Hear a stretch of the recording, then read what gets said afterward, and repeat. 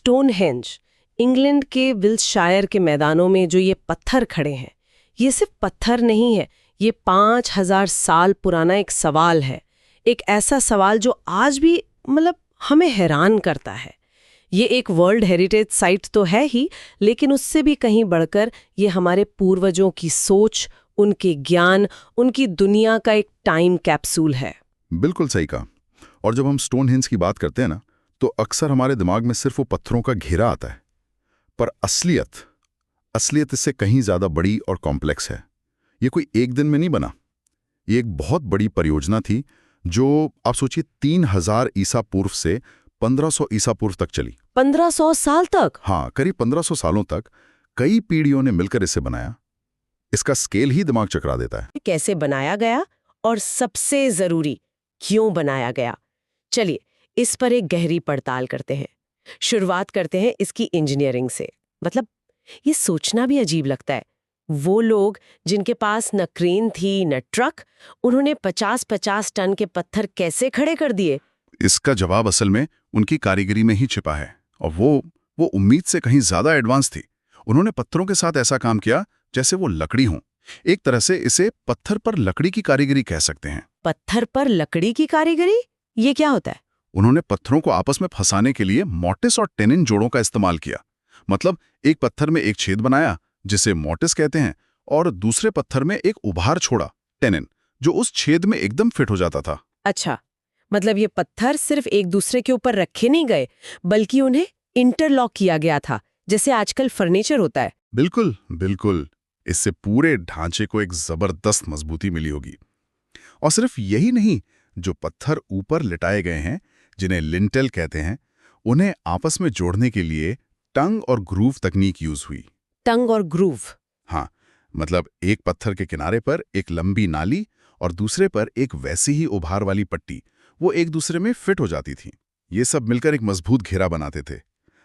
एक बाहरी घेरा है सारसेन पत्थरों का, और उसके अंदर घोड़े की नाल के आकार में 5 विशाल ट्रिलिथन है। ट्रिलिथन 2 खड़े पत्थर और एक ऊपर लेटा हुआ?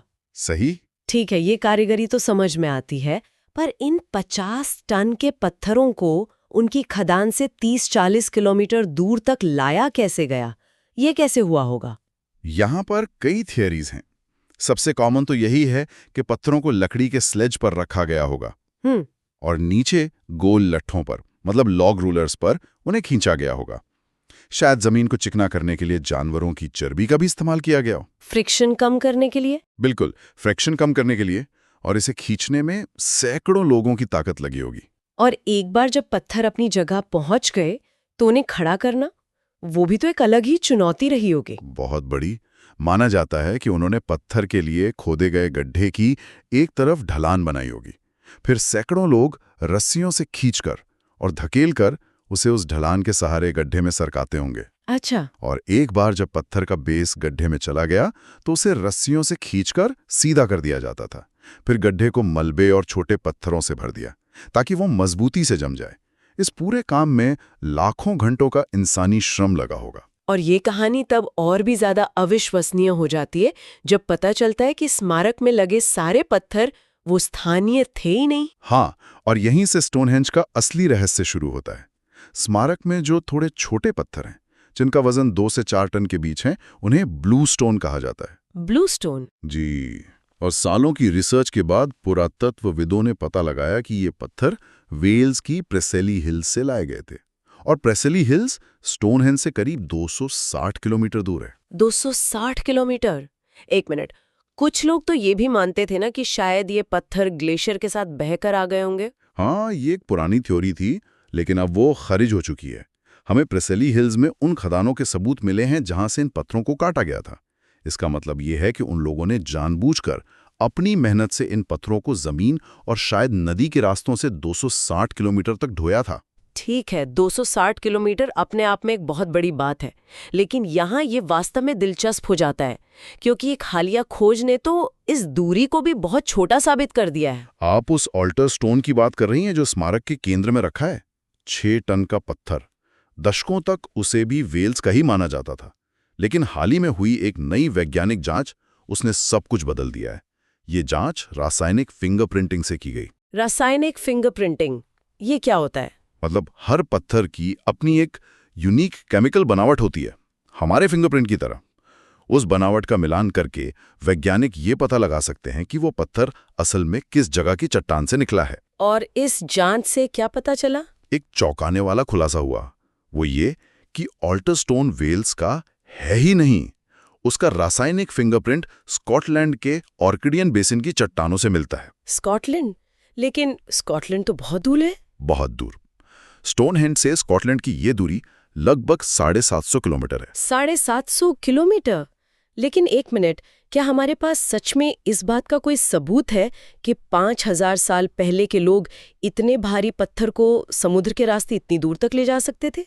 ये सुनने में लगभग नामुमकिन लगता है। ये सवाल ही इस खोज को इतना क्रांतिकारी बनाता है।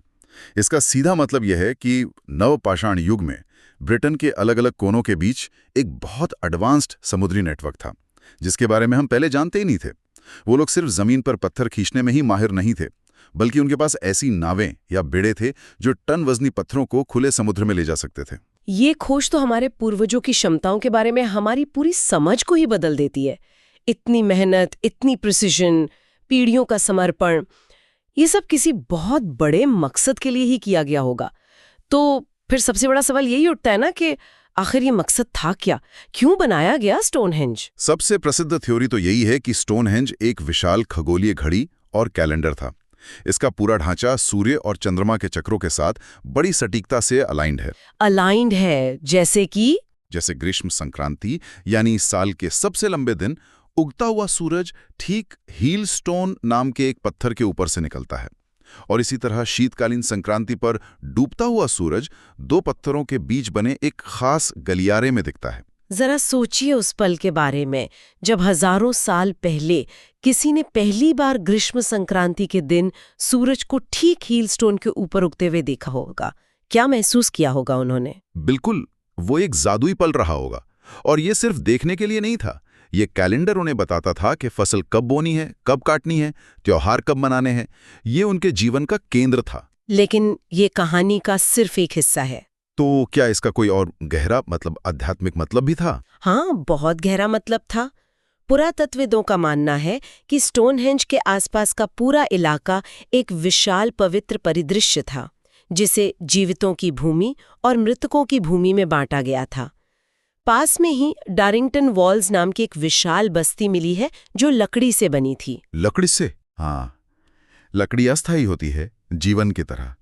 वो जीवितों की भूमि थी जहां लोग रहते थे, त्योहार मनाते थे। और पत्थर से बना स्टोनहेंज, पत्थर स्थायी होता है, अनंत काल का प्रतीक, तो वो मृतकों की भूमि थी। आप बिल्कुल सही समझी, और इसके पुख्ता सबूत मिले हैं। स्टोनहेंज और उसके आसपास 50,000 से ज्यादा जली हुई मानव हड्डियों के टुकड़े मिले हैं।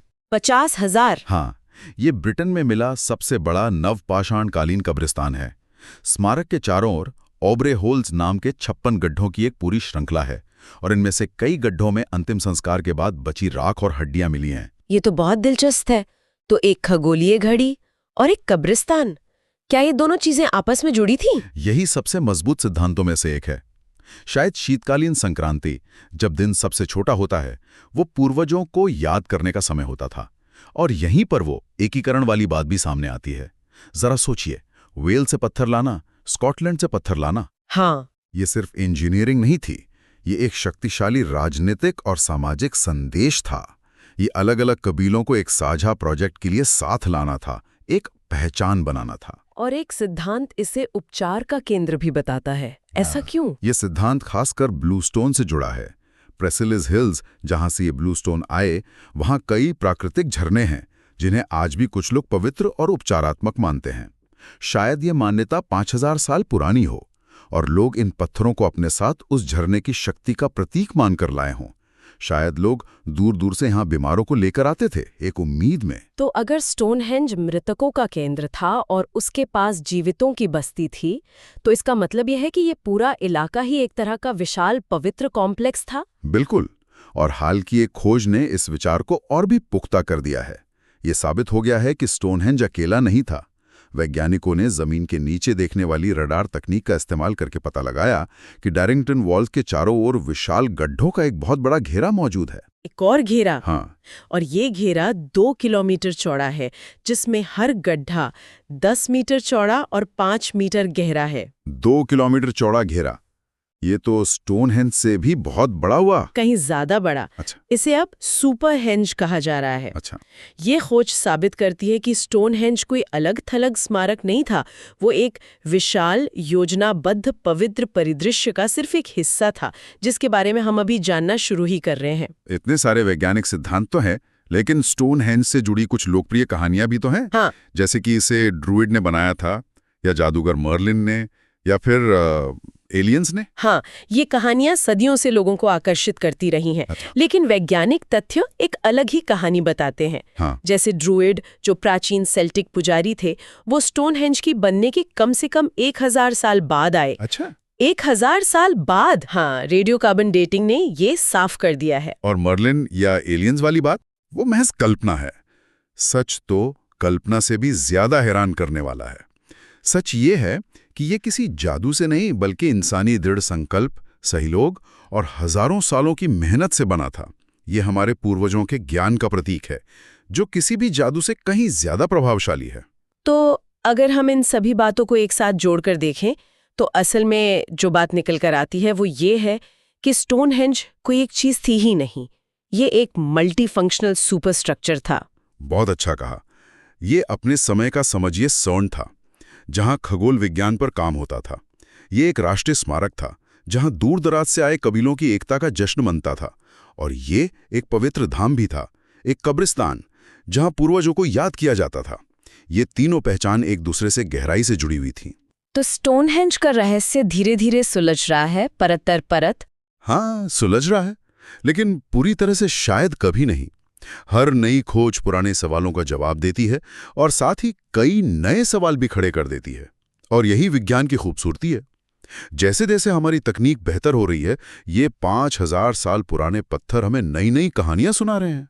ये हमें एक बहुत ही दिलचस्प सवाल पर लाकर छोड़ देता है।